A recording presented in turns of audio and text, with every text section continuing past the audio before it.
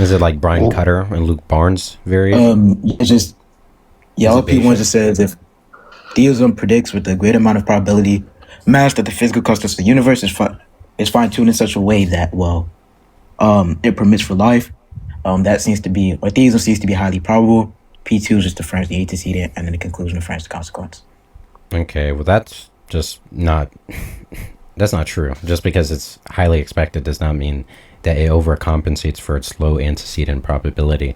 But that aside, so there's several issues. I don't see what's the God hypothesis in where theism expects fine-tuning, for one. Second, I don't even think there's fine-tuning. And there's even going to need to be like clarity, because there's two senses of fine-tuning. But by fine-tuning, you mean like the amount of ways you can configure the physical constants and cosmological constant in a way that's hospitable for life, that there's a narrow selection for life hospitality. Is that the type of fine-tuning you're talking about? Yeah. And that's expected on theism. Why? Yeah, because, atheism, there seems to be there seems to be a configuration of the universe in which is more probable. This has nothing to do with atheism. I'm asking you, how is it expected on theism? Yeah, because theism permits, or not theism, such an entity like a God would create the universe in such a way that it seems to fit within his intentions. I'm asking you why. Wait, but you're saying it's because he intends to. Okay. And is there a further reduction about his intentions? What do you mean? He just Are you saying he just specifically desires fine-tuning? He specifically desires like life in the universe. Okay, so how's fine-tuning expected? Okay, yeah, because if it's the case that others, my apologies. Look, he can make coarsely tuning, right? He can make the world coarsely tuned as opposed to fine-tuned, right? Okay, what do you mean by coarsely? The opposite of fine-tuning. There's not a narrow selection. There's a variety of possible configurations of physical and cosmological constants that are life permitting. He can in fact make it on all physical conditions that you can have life, right? Yeah, but such like a configuration doesn't seem to be like probable based on the data we have. Like from what we know. I think you're confused. When you reason explanatory theoretic and you're trying to get evidence for it, you abstractly think what is expected on the hypothesis, and then when what is expected on the hypothesis comes to fruition, your credence updates in the proposition. Now, is it before analyzing the information? The current information does not matter. We're talking about, just as the hypothesis there's a God, do we have independent reasons to think it's expected that it would design a fine-tuned world? If the answer is yes, the question is just why. Okay, but the way that we seem to the way I'm asking you just why is it expected that there would be fine-tuning? Yeah, because God exists. It's expected given the data, because every other configuration doesn't seem to point to a way that we're not doing We're not doing a contrastive analysis. We're not doing comparative analysis. Okay, then how do you? We're just talking about what's expected on the hypothesis. To say it counts in favor of it. Look, this is just, what is it called? Peirce's schema. P is an evidence for Q if P follows the course of Q. It has to be expected. You think abstractly. If there was a God, do I have independent reasons to think it would create a fine-tuned world? That's what we're talking about. Why, if there was a God, would you think it would make a fine-tuned as opposed to coarsely tuned world? That's my question. Yeah, and the independent reason doesn't have to be specifically some justification that's independent from data. It can I'm just asking you to deliver an argument that it's more likely. Yeah, and the argument that's being used. I'm still in the middle of speaking. Thank you. I'm asking you to deliver an argument that the contrastive probabilities favors fine-tuning as opposed to coarsely tuning. So what's the argument that fine-tuning is more likely on theism than coarsely tuning? Yeah, and I'm just a bit confused on what the problem is using the current data we have. If arguments that go into expectancy. Because we're talking about whether contrasting. We're talking about what's expected on the hypothesis. Look, you can just see the world fine-tuned and then just say God has those desires given the world's that way. That's not interesting. What we want, that of course, that's just a just so story, right? When you just design the data, you just tailor the datum to what's already known after the fact, right? That's a bad epistemic practice. We're reasoning in a genuine explanatory theoretic way. So do we have independent reasons to think if a God existed, it would create a fine-tuned as opposed to coarsely tuned world?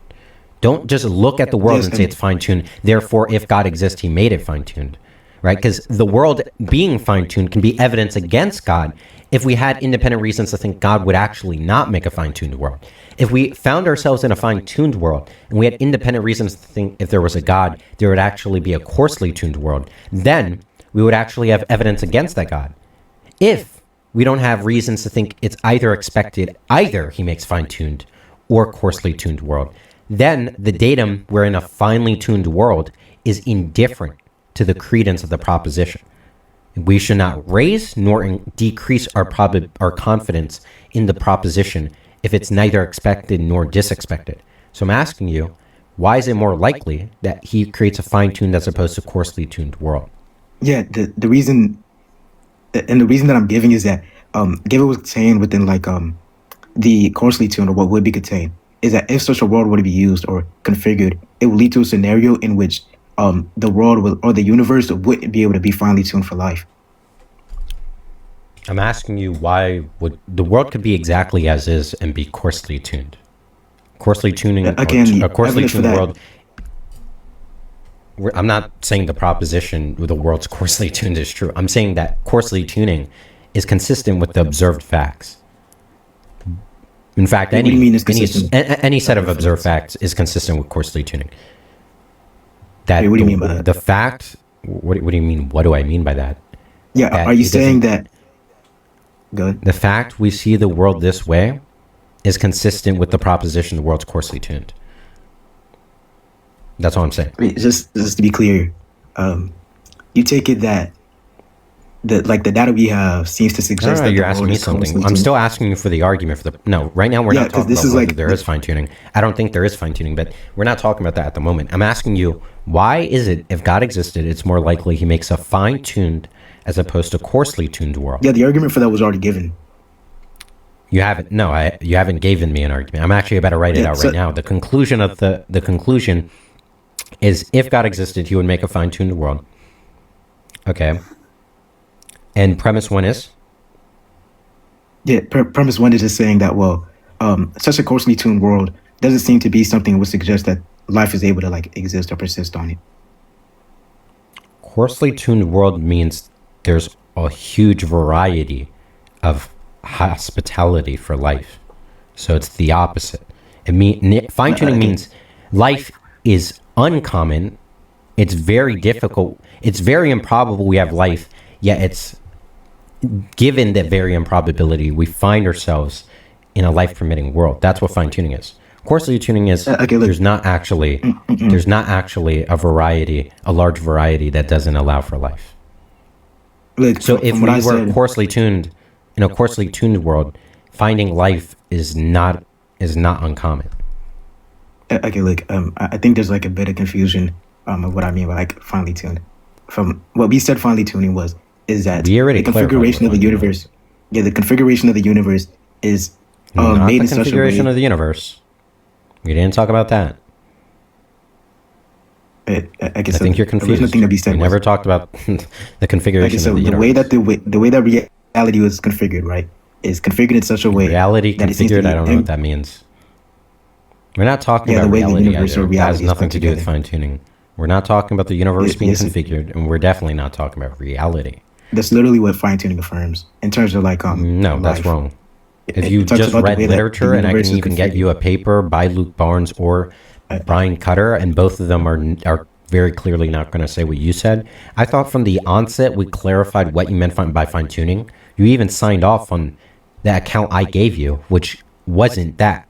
If you recall, I said that there's a narrow selection for hospitality of life on the configurations of the physical constants or the cosmological constant in conjunction. Okay, just to be clear. Wow, tracking issues, right? Am I right? Tracking issues. Gotta hate them. So hopefully we're clear. Maybe you should write this out so you know what I'm gonna write it we're down. talking about by fine tuning. Quick. Yeah, there's a narrow selection of life hospitable worlds on possible configurations of physical constant and cosmological constant. Possible configurations. Or physical constants. What do you see after possible configurations? I'll just repeat it from the beginning. Or physical constants. There's a narrow parameter of life permitting or hospitable worlds on the various imaginable configurations of the physical constants or cosmological constant.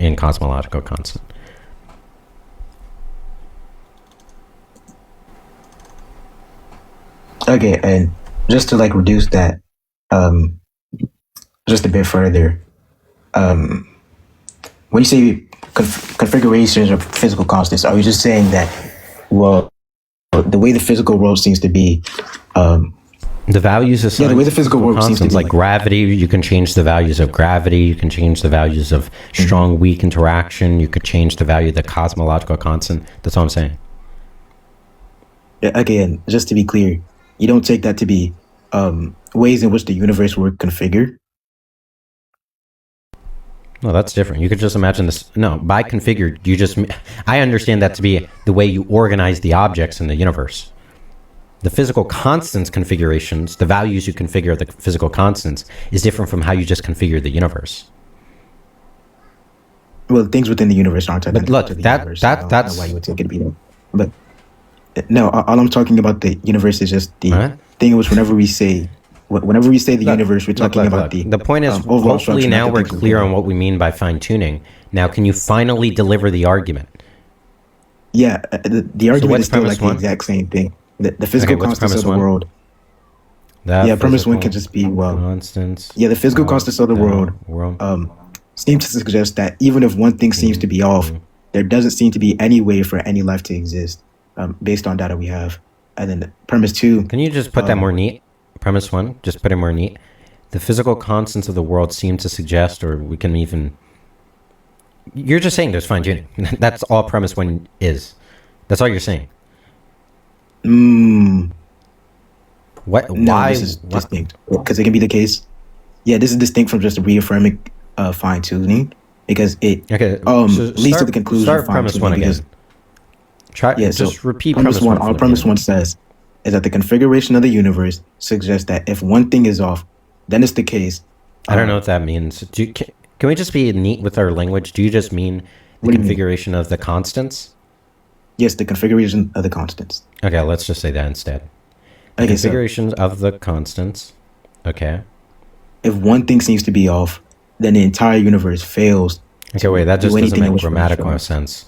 The configurations of the constants, if that doesn't... okay, yeah, my apologies. I forgot we were changing it to constants of the constants of the universe, right? Well, even if it was the universe, it would be grammatically incoherent. But yeah, if one thing seems to not be how it is, then it's the case that universe doesn't permit. Wait, it's just grammatically incoherent again. You put if after constants. The configurations of the constants, if one... Okay, whatever. My apologies. Of the constants don't work in any other way than they already are. Wait, what? The configurations of the constants don't work in any other way than what they already are. In any other way than they are. Okay, premise two. Yeah, and the justification for P1 is going to be the data we have. The data we have just suggests that if... No, I'm not asking you to justify P1. I'm just asking for... Look, I just want the argument for the... I'm just asking for the argument for the proposition. I'm just to be clear, I'm asking you for the argument for the proposition. If God existed, he would make a fine-tuned world as opposed to a coarsely tuned world. Yeah, and then premise two, all it says is that a coarsely tuned world seems to suggest that the configuration of the constants seem to be different, while attempting to reach the conclusion of a life-permitting universe. Coarsely tuned world suggests what? Yeah, it suggests a more probable, my apologies, a more probable configuration of the constants that permits for life, or with the conclusion that permits for life.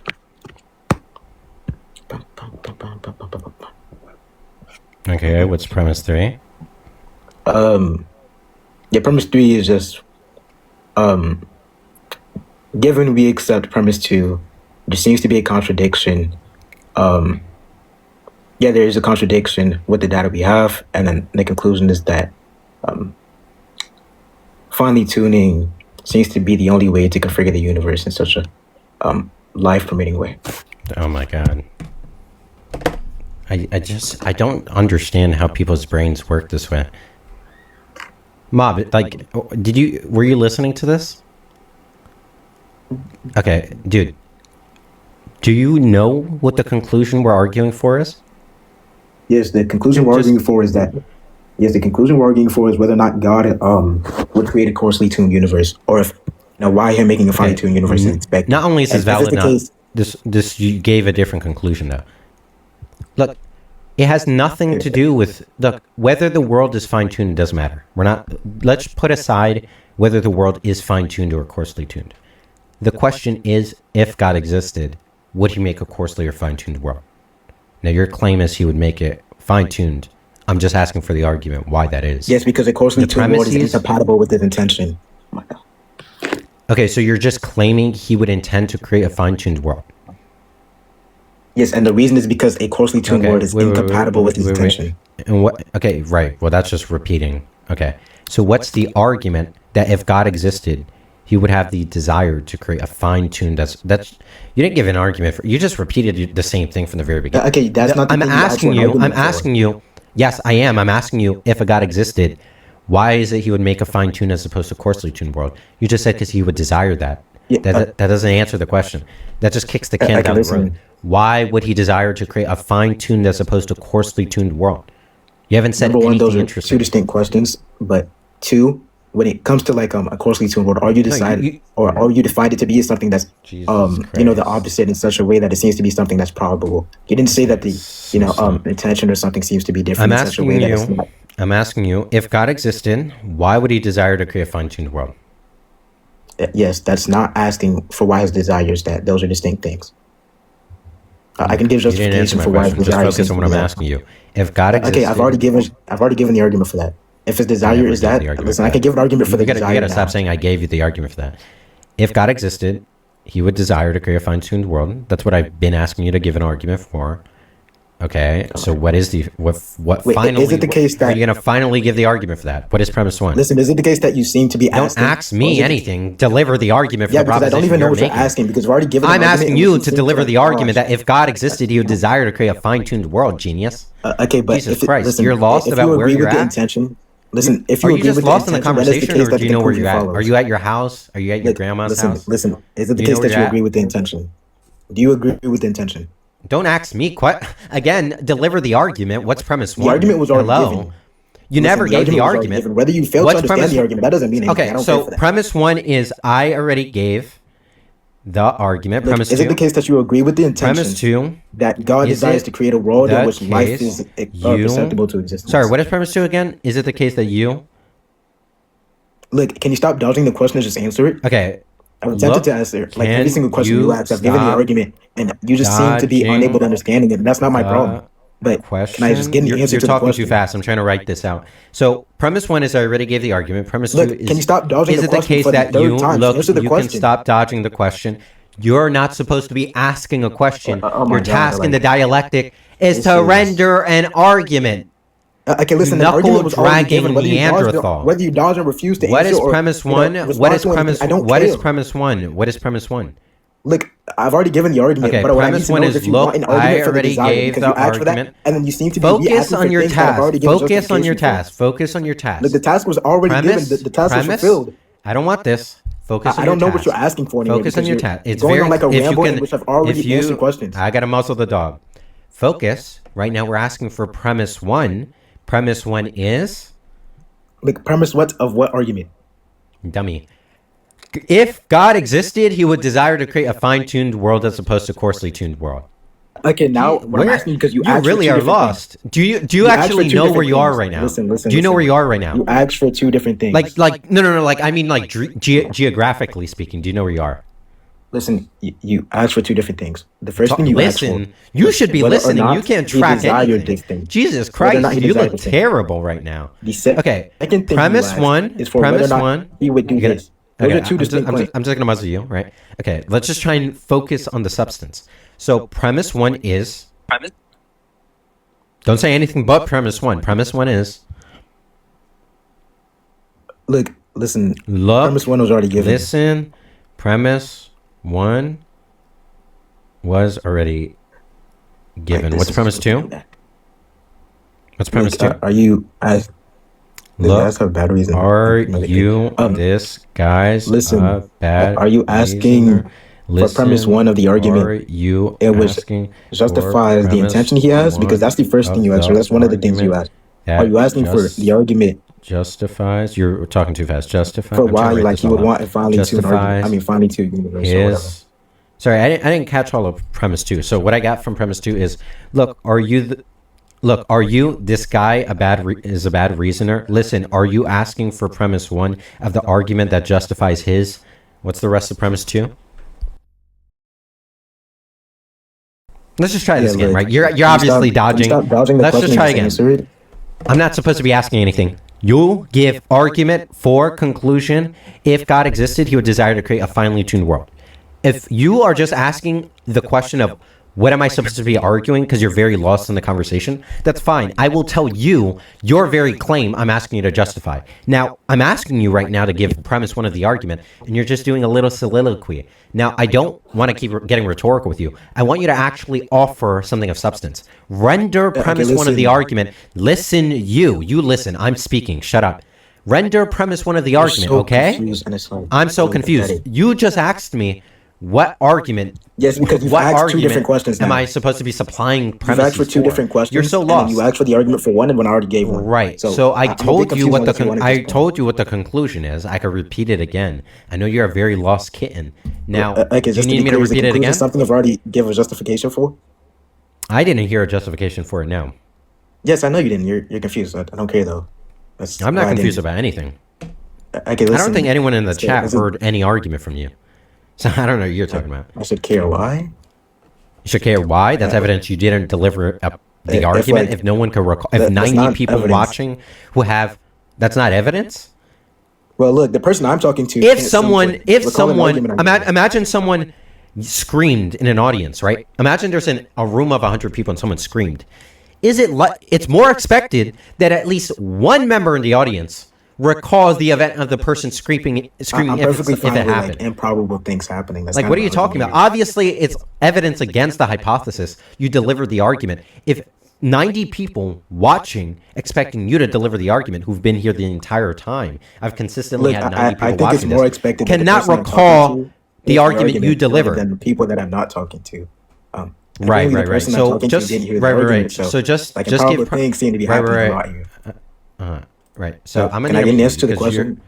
No, you're supposed to be giving the argument. I'm asking you the question. What's the argument? Okay, look, that's perfectly fine, but I'm kind of confused because. Okay, premise one. Look, if you're not going to give the premises, you can leave. I don't need to drop you. I'm just going to keep repeating what's premise one. If you, for whatever reason, are not going to give it, incapable of giving it, and you have the awareness that you're going to be like this, just leave. I don't want to drop you. You could just leave. You don't need to be baggage for me. You could just leave. I've already given an argument. I've said it now maybe literally more than 10 times. So I will mute you. So I will repeat the conclusion I'm asking you to deliver an argument for. The proposition, if God existed, he would desire to create a fine-tuned world as opposed to a coarsely tuned world. Premise one is... Okay, so that was a different conclusion than you said before. Premise one is... Yeah, I guess the argument for that is just going to be, well, premise one, it seems to be... It took you like 30 minutes just to get to here. Wow. Because there was. I'm not going to keep you up, obviously, because you're not productive by any means. No, you were confused. I told you literally 5 times. This is the proposition I'm asking you for an argument for. But anyways, look, God's an agent. God's an agent, so of course he acts on the basis of reason, right? Desires are reasons. So trivially, saying that God has reasons to create a fine-tuned world is no different than he has the desire to. So they're not different. But that aside, I'm still questioning, and I've told you what the conclusion is I'm asking, so there's no confusion on your behalf. Not only are the two conclusions that are not word for word identical, synonyms, right? They carry the same semantic content, but ignoring that, I've told you the conclusion. I've been asking you to deliver an argument for.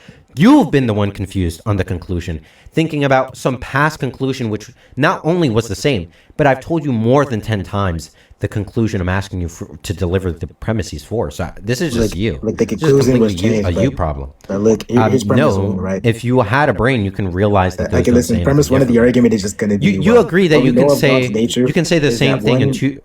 Yeah, are you going to keep talking, or are you? Yeah, I am. Obviously, I'm talking to keep. Obviously, I'm trying to talk. Yeah, strange question. You do agree you can say the same? Yeah. Okay. Stop talking. So you do agree you can say the same thing in different words, right?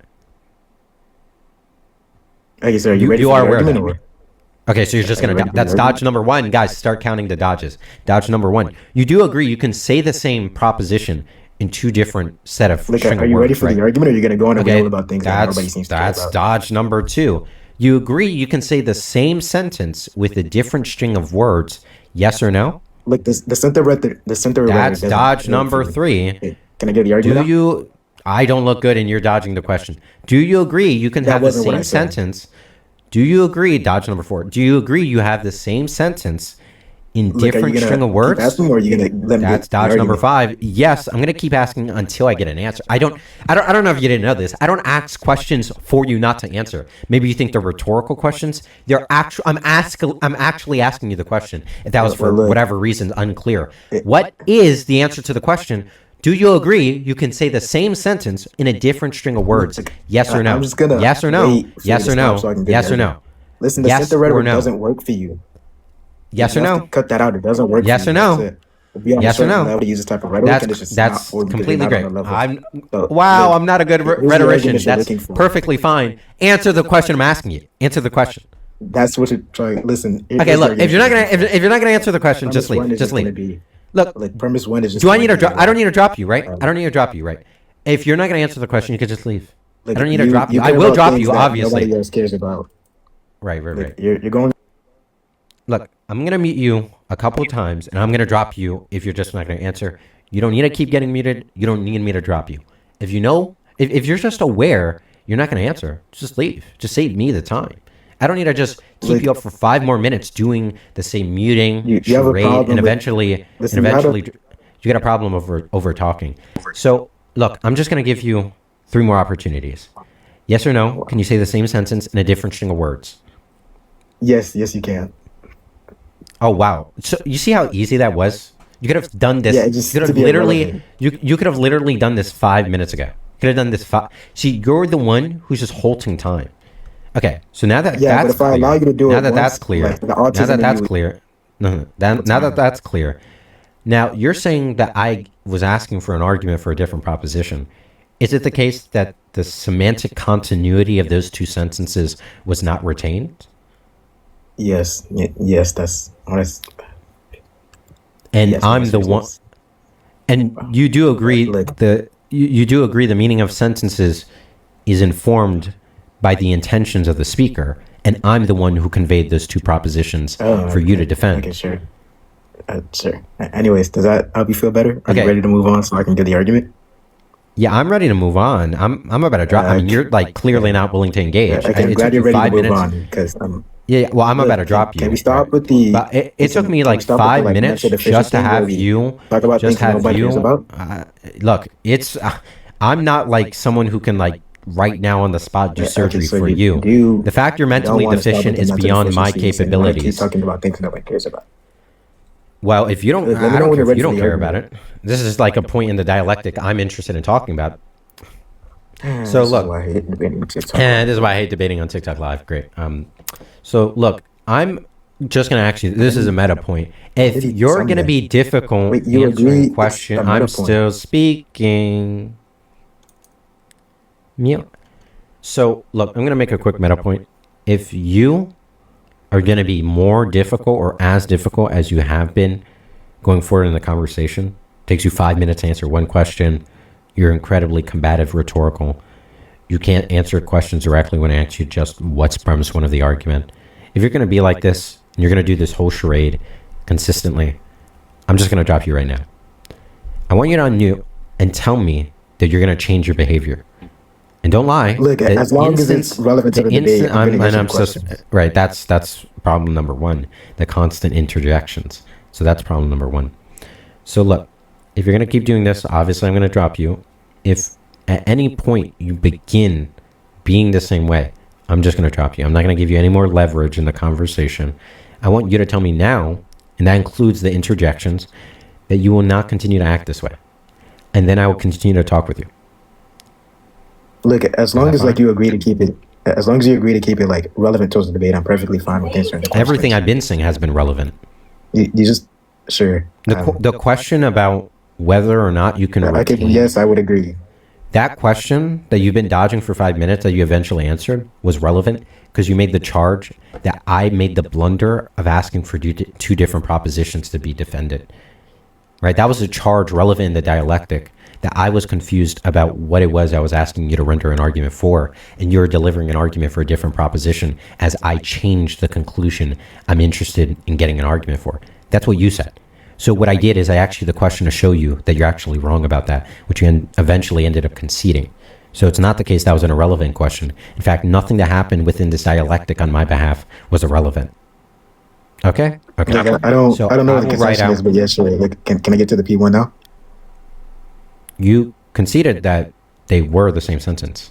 Yeah, no, I don't remember doing that, but sure. Can I get to the P1 now? You don't remember when I asked you if the two sentences retain the same semantic continuity, even though there are different words? Can I get to the P1 and now? I said that the meaning... Yes, I remember. Yes, I 100% remember. Okay. You're right, I can see this. So can I get to the P1 now? Yeah, you can. Okay, yeah, so P1 is just going to be... P1 is just if the traits that we know of God or that we give to God, seem to be traits which are only compatible with like a, human being, right? Or at least a sentient being, which is a being which has life. Then it's the case. Human or sentient being? Yeah, all I'm saying is just a being which has some life. So when I say no human, just sentient being? It could be either one. I don't know if there's any life out there, so it doesn't really matter. But it's just talking about sentient life. Okay, or life in general. Sentient life. Yeah, then it's the case that there seems to be high reason to believe that, well, he does have the desire of creating such an entity. And premise uses affirms the antecedent, and then the conclusion is affirms the consequent. That's a different conclusion. Yeah, no, the conclusion is that there's going to be desire, or he's going to have this desire. At least be affirming. No, it wouldn't be affirming the consequent. It would be a different. The proposition I'm asking you to defend is if God existed, he would have the desire to create a fine-tuned world. You just said he would desire to create sentient life, which is obviously compatible with coarsely tuned world. In fact, it's more likely on coarsely tuning, because coarsely tuning means more conditions are hospitable for life. Fine-tuning is that there's less. Yeah, look, so I don't think... If you really wanted life, in fact, coarsely tuning is... Well, I'm not going to make that claim, but you should have the clear intuition that coarsely tuning is more likely, that you would create a coarsely tuned I obviously... We've already gone over the fact that I don't agree with like coarsely tuning, and I've already given the argument for that. So this is just going over the fact that, well, such a world or such a desire would be... I still only got premise one, from the traits. Because these premises you lay out are so incredibly long. Premise one is, if the traits we give to God seem to be traits only... Okay, I don't know if I wrote this wrong or weirdly. If the traits that we give to God seem to be the traits that are only compatible with sentient life, then it's the case there's high reason to believe he desires what? Yeah, high reason that he has the desire to create such life. Wait. Or at least new actors. There's high reason to believe he desires to create that life? Yes, there's a desire or some reason. Okay.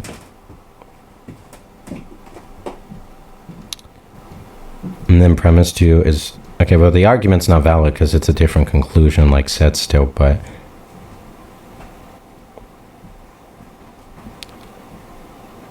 Yeah, the conclusion affirms the same thing. So the conclusion, which you wanted for, that you laid out, It seems to the affirm that. conclusion's different. And it's not a valid Okay, what's the argument. distinction? What's the distinction?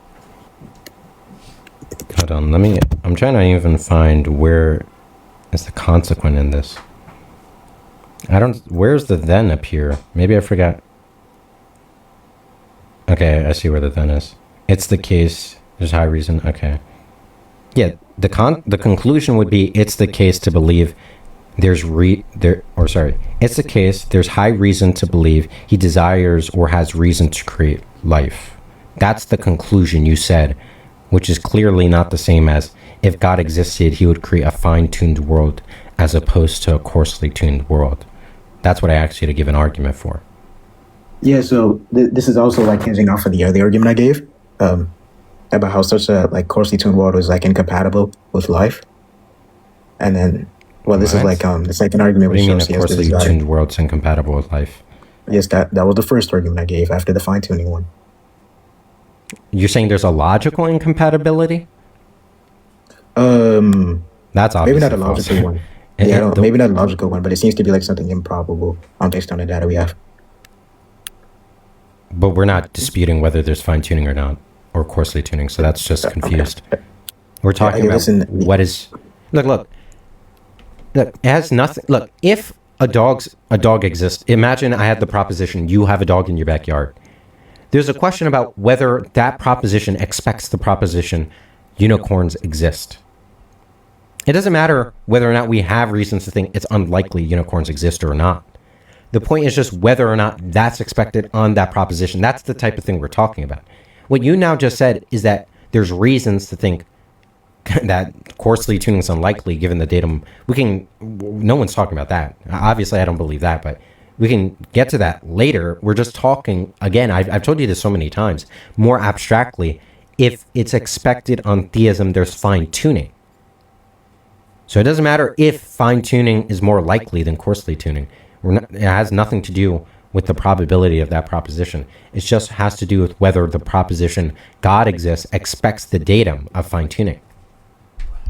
Yeah, the way that we determine if something is expected or not is by also looks at what's affirmed within the hypothesis and what type of data the hypothesis affirms. So the reason that we know or the reason that people say that this is or fine tuning is expected under the argument or the hypothesis that God exists because of the way that fine tuning or the data we have of fine tuning and what we attribute or the way that we attribute the data to fine tuning.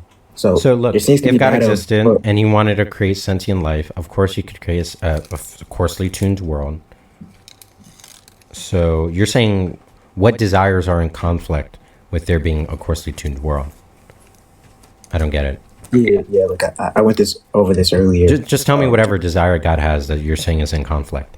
Yeah, the desire that God has is to create a world in which, or create like a tuned constant in which allows for life. You're just saying the chorus, at least from what we know, the chorus we know is just that wouldn't be compatible with that because it wouldn't allow for life. Huh? You're confused. Yeah, I'm asking you. The chorus. I'm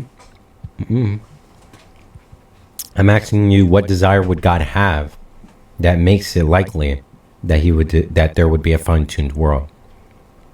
Are you saying he just would desire fine-tuning? No. Okay, listen. It's the case that you can have the desire for life, and just given what no desire incompatibility. Hold on. Just what desire does God have? That it's a consequent desire. For life.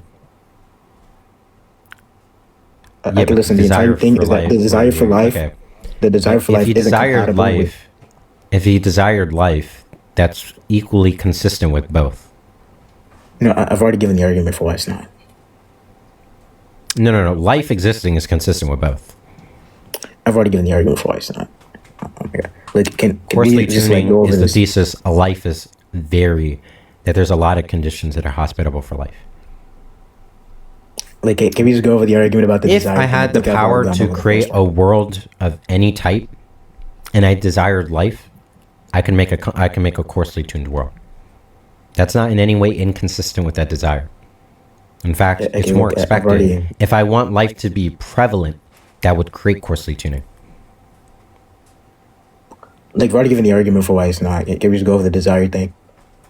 I don't know to tell you if you didn't track it. You're giving you said you gave the argument for that it's not. What proposition is false? Yeah, the proposition that coercively is something, or coercively tuning is something which is able to allow for life. It's literally the thesis. It's analytically true. It allows for life. You would be forming a contradiction. I don't think We're not talking about whether it could be. Well, it obviously logically. It obviously logically can. If we're talking about logical modality, trivially, yeah, it can. Now, if you're talking from some other modality, that doesn't matter because you think God is omnipotent, meaning he could do anything logically possible. Is that not right? Yeah. Can God do anything logically possible? Yep. So then you're just saying dumb stuff. Look, it's a logical possibility. There's coarsely tuning. God can actualize a world with coarsely tuning, so obviously it's possible. God is enabled to do so, and he has the desire for life. That does not more likely expect fine tuning than coarsely tuning. Now, if God had the desire for life to be prevalent, then fine tuning is actually evidence against that. If God wanted a world with a lot of life, then coarsely tuning is more expected. But just the hypothesis there is life does not more expect fine tuning than coarsely tuning. Yeah, just to be clear, if you take it that well, my apologies. If you take it that this thing like isn't, or if I take it that something isn't possible, like possible with one. You don't gotta apologize. You've been blundering everywhere. If I needed you to apologize, I don't take it that this thing can be actual within our reality. I don't take it that this thing can be actual within our reality. What's the modality? What's the modality? We can take it to be like some like metaphysical, just for the sake. What is metaphysical modality? What is it? It just talks about the way that like our reality is, or reality is in itself. That doesn't do anything. What is possibility, contingency, and necessity when you use metaphysical modality? What do those terms mean? Okay, yeah. When in reference to like a metaphysical modality, it's just referencing towards how the way our reality seems to be. Right. I'm asking you to define those three words. If I don't know. Possible just means that. Yeah, if you're asking me to define like the possible in terms of like Molitor, just seems to say, well, it can be done as one possible world. Necessity. Sorry, what? And when we talk about Molitor, possible just means that it's true in at least one possible world. Necessary talks about it being true in every possible world. That's not informative. Are you? No, wait. You're trolling. You're trolling? Wait, it wasn't informative. No way, you're not trolling. Why isn't it informative? Genius. You're telling me something that is true of all modalities. Look, possibility, necessity, and contingency are modally sensitive concepts. They have varying, there's no univocal meaning. It's true amongst all modalities that possibility is just some possible world. What is a possible world is something sensitive to the metaphysical modality. What is a possible world relative to metaphysical modality? Okay, I was answering that question and you just asked me what you meant. You said by possible world or by possibility is true in one possible world. No, the first time when I started answering the question. Okay, what do you mean by possible world? All the possible world is just a state of affairs in which could happen. You gotta be trolling. This just gets worse and worse with this guy. Could is a modal verb. Could just means possible. So in your definition of possible world, you use the word possibility because could is a synonym with it. Not knowing what a possible world is. I'm not going to know what could means. And you use could in the meaning of the concept of possible world? Like are you joking? Most people... don't tell me what most people don't give circular definitions where the definiens appears in the definiendum. Or sorry, the other way around. The definiendum appears in the definiens. What these words mean, but if you want to know what, I got that right the first time around. The definiendum appears in the definiens. It's just the state of affairs in which has the capacity to be done. I don't know what that means. What does capacity be? Also, I'm not sure what you mean by state of affairs here. Do you just mean a proposition? Yeah, sure. I don't really care. Okay, so a proposition. What? Oh yeah, look. You said that has the capacity to be done. Yeah, sure. Okay, that sounds like actions. Okay, I don't. What does has the capacity to be done mean? Just has the just has the ability to be produced within some. Okay, and what does has the ability to be produced mean? We can say. Don't tell me we're gonna get endless non-reductive synonyms. You've already done non-reductive synonym number 1. This is like turtles all the way down. I don't normally. I take it that most people are able to, at one point, like at one of these 3 points, are able to have some understanding of it. But if I have to keep breaking it down at one point, whether or not you understand it, it's not really. You didn't give any analysis of it. Like, what are you talking about? No one would understand this. Not only is this compatible with any analysis of any modality. No, you can say this for any modality. This is not in any way privileging any one modality. And that's an issue because you're using unique concepts. Has the capacity to be done? We're only talking about these things distinctly currently. If you're talking about it in some sort of metaphysical sense, I can get onto that. But you're just asking. I don't know what you're saying right now. You're just saying stuff. Yeah. Okay. Sure. Wow.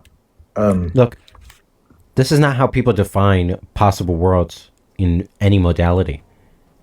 They actually offer analysis. They don't use non-reductive synonyms. You should know this. If someone doesn't have the concept, using a synonym... Are you asking this index to metaphysical possible worlds? I thought I made that no, because oh my clear. God.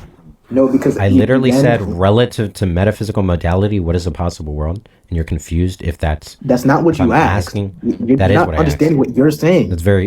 That is what I asked. Yes, that is what I asked. You asked about what you asked what not metaphysical. You asked what possibility and necessity meant in relative to that. And then you stopped talking about that and went on to modality in general. Because you defined it in terms of possible worlds. Possible world, my apologies. Right, and I don't know what a possible world is, metaphysical modality. Oh my God, I can't.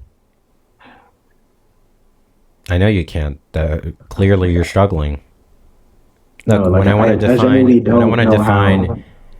to define, for example, when I want to define logical modality, if someone wants an analysis of logical modality, when I say possible world, I could just mean a proposition. Now, when I say possibility, that just means a proposition that's at least true in one valuation. When I say contingency, true in at least one valuation, but not true in all valuations. Necessity, true in all valuations. That's how you define, that's a clear analysis of logical modality. Now, if you don't know what a valuation is, then obviously you can furnish someone with that logical device, right? But maybe you know I don't know, you probably don't know what a valuation is, but there's a logical concept of valuation in logic. Also sometimes used as model or interpretation. You could think of it in terms of truth tables. That's an analysis of the concept. That's not a non-reductive synonym. That's a complete concept that furnishes someone with an understanding of the device. That's not what you did. You said by possible world, it can be done, which obviously was just completely circular. Then you said has the capacity to be done. Then actually what that meant. And then you said has the ability to be done, which is no different. Yeah, that's not what I said, but sure. That is what you said. You said capacity to be done. Then you said ability to be done. That's exactly what you said verbatim, and I wrote it out as you said it. What are you talking about? That's fine if you think that you've had a lot of problems in this conversation. Right, I had a lot of problems. You look terrible here. But all right, cope. Look, I don't disagree. You didn't say that. Very clear you said that. No, I don't look terrible. I look completely good in this conversation. And it looks like I'm BTFOing you. You're getting blown the fuck out. It's really bad for you. Loki, if I were you, I would genuinely delete my TikTok account after this. I'm just gonna be dead honest. Like word is born out. I wouldn't do that. Like, I honestly think you're really doing. Like, all right, well, look, some people don't have the self-awareness to understand how this is going to nip them, especially when it, like, you know, maybe appears on my YouTube channel, you getting BTFO'd. Like, if you don't do this topic, it surely shows you seem you seem well unequipped, very malnourished intellectually when it comes to philosophy of religion. Don't step foot in here again until you actually have I don't the do requisite this topic, tools. You really got like until you have the requisite tools to have this conversation. and it was I like got my really butthole bad. played with. Maybe I played with Yeah, my like own. self-stimulated. I completely No, went in you your didn't need to butthole. say that. You got your dude. Your pussy got cream pied. If I'm gonna be honest. Look, Like, Jack sends wait, me look, Reddit legally you can say posts. that. Look, Don't say Jack that. sends me Reddit posts of femboy stuff. The next Like, femboy right? thing on Reddit he sends me will be a video of you getting BTFO'd in this way. Uh, uh, uh, uh, Look, he's already like taking it. I'm a bit confused on why you told me what I'm a big Jack boy. sent you I'm a big femboy boy. I can porn. take it. I can take it. You're not looking good. You look really bad. Oh my god, you look bad. I'm so glad this is on YouTube. But yeah, you're already like complete obsolete, so I'm gonna just discard you. Have a nice day. We can discard